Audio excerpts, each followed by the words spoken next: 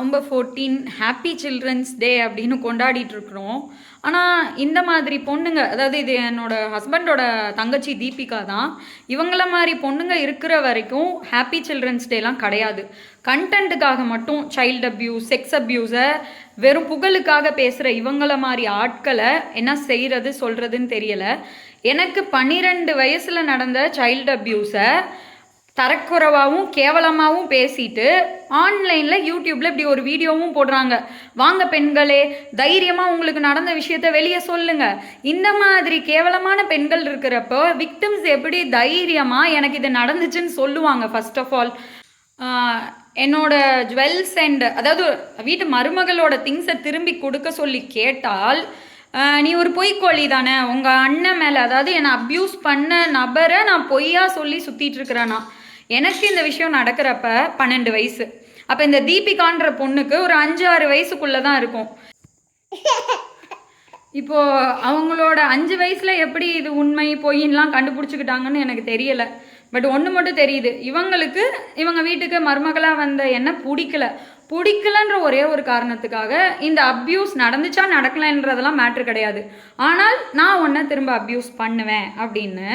இது மட்டும் இல்லாமல் யூடியூப்பில் வந்து பப்ளிக்கு வேறு அட்வைஸு, இதை தாண்டி பேரண்ட்ஸ்க்கு வேறு அட்வைஸு.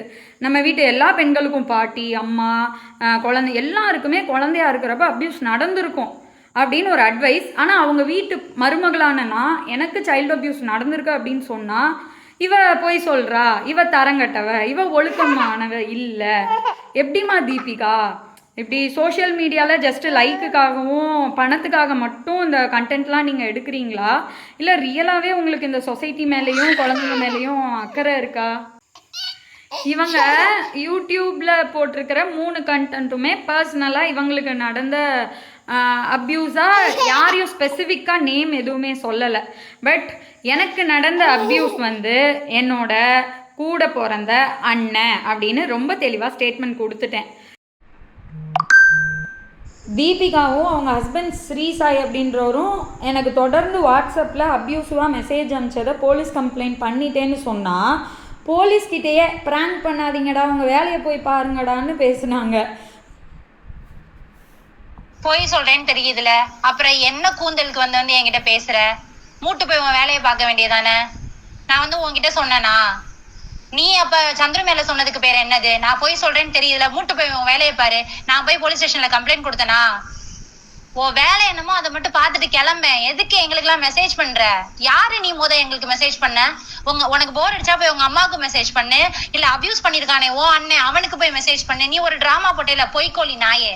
ஊர் ஃபுல்லா ஏன் அண்ணன் தப்புன்னு ஒரு டிராமா கிரியேட் பண்ணி உன்னை விட 6 வயசு சின்ன பையனை கரெக்ட் பண்ணி வச்சிருக்கியே. உன்ன மாதிரியா நாங்க பண்ணிக்கிட்டு இருக்கோம்? 6 வயசு உன்னை விட காட்டி சின்ன பையன், வெக்கமே இல்லாம அவனை வந்து வளைச்சு போட்டு வச்சிருக்க. உனக்கு வந்து உன்னோட சோக்குக்காக நீ வந்து எங்களை பத்தி பேசுறியா? போடே. எனக்கு கொஞ்சோன்னு கன்சர்ன் வந்து ஹியூமன் பீயிங்கா தான் இருக்கு. உன் பிள்ளை ஓ ரத்தத்துல இருந்து வந்த பிள்ளை வந்து என்னை அத்தன் கூப்பிடணும்ன்ற அவசியமும் இல்ல, அவனை அண்ணன் கூப்பிடணும் அவசியமும் எனக்கு கிடையாது. சரியா? அந்த எமோஷனல் பாண்டிங்லாம் நீ பெத்த பிள்ளை மேலேயோ உன் புருஷன் மேலேயோ எனக்கு கிடையாது. அவங்க வந்து ஒரு ஹியூமன் பீயிங். நான் வந்து படிச்ச பொண்ணா அவங்கள நான் மதிக்கணும்னு நினைக்கிறேன். ஓகேவா? சோ அதனால உன் வேலையை பார்த்துட்டு போ. தேவையில்லாம என்கிட்ட பேசினேன்னா I can't mind my words. உன்ன மாதிரி சீப்பான ஆட்கள் கிட்ட எல்லாம் என்னால மைண்ட் பண்ணி பேச முடியாது. ஓகேவா? கிளம்பி போய்கிட்டே இரு. நீ மைண்ட் பண்ணி பேசு. தேவையில்லாம உன்னோட சொந்த மாமனாரையும் சின்ன மாமியாரையும் சேர்த்து வச்சு பேசின ஆள் தான் நீலாம். கேவலம். நீ என்னைய பத்தி பேச வரியா? என் ஃபேமிலியை பத்தி பேச வரியா? இவ்வளவு பேசுறியே, ஒருத்தன் உனக்காக சப்போர்ட் பண்ணுவானா? இன்னைக்கு இருக்கிற ஜலாலா நான் முதக்காரி உனக்கு சப்போர்ட் பண்ண மாட்டாங்க. அந்த அளவுக்கு நீ கேவலமான ஆளு. ஒரு ஆள் உனக்கு சப்போர்ட் பண்ணி வர சொல்லு. ஒரு ஃப்ரெண்ட்ஸ் உனக்கு இருக்காங்களா? ஒருத்தரை கை நீட்டி நீ காட்டிரு பாக்கலாம். நீ எல்லாம் என்ன பத்தி பேசுறியா? எங்களுக்காக ஊரே வரும், அலங்காநல்லூரே வரும், திருப்புவனமே வரும். உனக்காக ஒருத்தர் வருவார? உங்க அம்மா வருவாங்களா உனக்காக? ஃபர்ஸ்ட்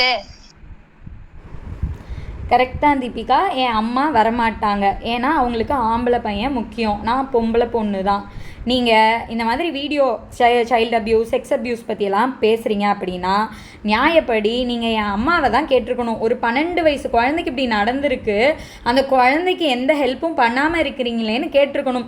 பட் ஸ்டில் நீங்கள் என்ன பண்ணுறீங்க, உங்களுக்கு உங்கள் வீட்டுக்கு வந்த மருமகள் வித்யாதாரணியை பிடிக்காதனால அந்த சைல்டு அப்யூஸ் விஷயத்தை வச்சு மறுபடியும் அப்யூஸ் பண்ணுறீங்க மொத்த குடும்பமாக. விளங்கும் இந்த சொசைட்டி. இவங்க தப்பு பண்ணுவாங்க, ஒரு பொண்ணை அசிங்கமாக பேசுவாங்க, அலங்காநல்லூரே வரும்னு சொல்கிறாங்க, திருப்புவனம் வரும், திருவேடகம், இவங்களோட எல்லா ஊரும் கரெக்டு தான். ஏன்னா இந்த சொசைட்டியே அப்படி தானே இருக்குது. தப்பு பண்ணவங்க அவங்க குடும்பத்துக்குள்ளே இந்த குடும்ப மரியாதைன்றனால கௌரவம் இந்த மாதிரி விஷயங்களுக்காக தான் முன்னாடி அநியாயமே நடந்தாலும் இந்த கிராமத்தோட அந்த ஒரு சிஸ்டமே வந்து வெளியே சொல்லவே மாட்டாங்க. ஒரு கொலை நடந்ததுக்கப்புறம் அச்சுச்சோ கொலைகார குடும்பம்ப்பா அப்படி கொன்று பிடிச்சி அப்படின்னுவாங்க. உயிரோட ஒரு பொண்ணு வந்து எதுக்காவது சண்டை போட்டு போராடிட்டு இருக்கிறப்ப யாரும் வாய் திறக்க மாட்டாங்க. அலங்காநல்லூரும் இப்படித்தான், திருப்புவனமும் இப்படித்தான், திருவேடகமும் இப்படிதான். அண்ட் அந்த பொண்ணு சொன்னால் தீபிகா அவங்க அம்மா பொன்னம்மாவுக்கும் சந்துருவோட அப்பா மோகன் அவருக்கும் அஃபையர் இருந்ததா நான் பேசினதா சொன்னாங்க. அது நான் பேசலை, அவங்க சொந்த ஊர் திருவேடகம், அதாவது பொன்னம்மாவோட சொந்த ஊர் திருவேடகத்தில் இருக்கிறவங்க சொன்னாங்க. அதுக்கான ப்ரூஃப் வந்து நான் நெக்ஸ்ட் வீடியோவில் ஷேர் பண்ணுறேன்.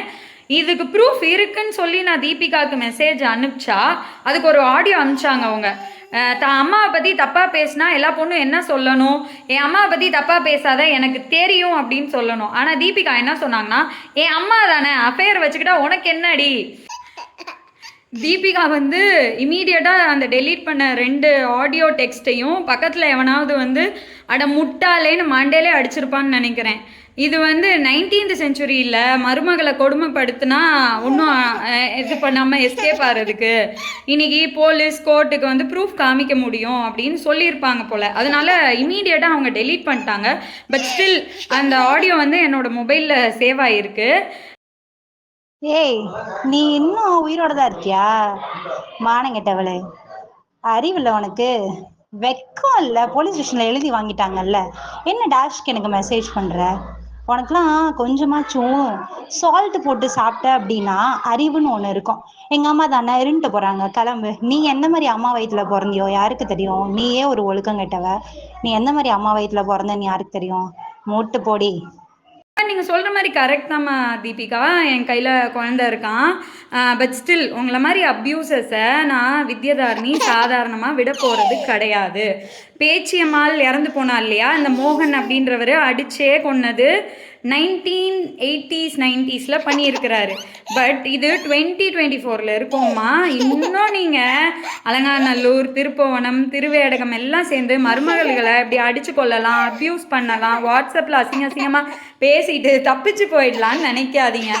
நான் கண்டிப்பாக போலீஸ் ஸ்டேஷனில் கேஸ் எடுத்துக்கலையா பரவாயில்ல, நான் எஸ்பி ஆஃபீஸ் போகிறேன், அடுத்து கோர்ட்டுக்கு போகிறேன், நான் என்னால் முடிஞ்ச எல்லாத்தையும் உங்களுக்கு அகெயின்ஸ்டாக லீகலாக என்ன பண்ண முடியுமோ நான் பண்ணுவேன். ஏன்னா இயற்கை பண்ணுவோம்ல. Happy children's day. ஃப்யூச்சர்லையாவது கண்டிப்பாக குழந்தைங்கள்லாம் சந்தோஷமாக இருப்பாங்கன்னு நம்பலாம். கண்டிப்பாக சப்போர்ட் பண்ணி பேரண்ட்ஸ் என்ன பண்ணுறீங்கன்னா, உனக்கு ஒரு பிரச்சனை ஆயிடுச்சா, அந்த பிரச்சனையிலேருந்து அந்த குழந்தை தள்ளி வைக்கணும்னு பார்க்குறீங்களே தவிர அந்த பிரச்சனைக்கு ஒரு ஃபுல் ஸ்டாப் வைக்கணும்னு யாருமே நினைக்க மாட்டேங்க. ஸோ தயவு செஞ்சு அதை பண்ணுங்கள். அண்ட் பொண்ணுங்களுக்கும் சரி பசங்களுக்கும் சரி, முக்கியமாக பசங்க எஸ்கேப் ஆயிடுவாங்க, அவங்களுக்கு அந்தளவுக்கு தந்திரம் இருக்கும். பட் பொண்ணுங்க வந்து எமோஷ்னலி ரொம்பவே வந்து டவுன் ஆயிடுவான் அந்த மாதிரி டைமில். ஸோ போல்டாக வெளியில் வந்து பேசுங்க. எத்தனையோ சோசியல் மீடியா இருக்குது, எத்தனையோ பேர் நமக்காக சப்போர்ட் பண்ணுறது இருக்காங்க. ஸோ தயவு செஞ்சு வெளியில் வாங்க, உங்களுக்கு என்ன பிரச்சனை இருக்குதுன்னு சொல்லிட்டு போல்டாக சொல்லுங்கள். அந்த இடத்துல ஏதாவது இருந்துச்சுன்னா எடுத்து அடிச்சிருங்க. இல்லாட்டி அது முடியலை, என்ன மாதிரி வந்து ரொம்ப எமோஷ்னல் ஆகிட்டீங்க, இல்லைக்கா எங்களால் முடியலை அப்படின்னு நீங்கள் நினச்சிங்கன்னா கண்டிப்பாக வெளியில் வந்து பதிவு பண்ணி சொல்லுங்கள், 4 பேர்கிட்ட சொல்லுங்கள். அந்த விஷயத்த மூடி மறைக்கணும்னு மட்டும் நினைக்காதீங்க. உங்களுக்கு இருக்கிற மன வலி எல்லாமே வெளிவரும். இதில் நீங்கள் சொல்லலாம், நீங்கள் தான் பாதிக்கப்பட்டிருக்கீங்க, என் குழந்தைங்கள்லாம் பாதிக்கப்படல அப்படின்னு சொல்லாதீங்க. எல்லா வீட்லையுமே அவங்க அம்மா பாட்டி எல்லா குழந்தைங்களுமே பாதிக்கப்பட்டிருப்பாங்க ஏதாவது ஒரு விஷயத்துலையாவது. ஆனால் அவங்க பயப்படுறாங்க, சொல்கிறதுக்கு பயப்படுறாங்க. உனக்கு இந்த மாதிரி பிரச்சனை இருக்கா சொல்லுமா, நாங்கள் இருக்கோம் உனக்கு பின்னாடி அப்படின்றதுக்கு மட்டும் சொல்லுங்களேன். அவங்க தைரியமாக அவங்கக்கிட்ட வந்து ஷேர் பண்ணுவாங்க. ஸோ எல்லாருக்குமே இந்த வீடியோ வந்து ரொம்ப மோட்டிவேஷ்னலாக இருக்கும் அப்படின்னு சொல்லிட்டு நம்புகிறேன். இது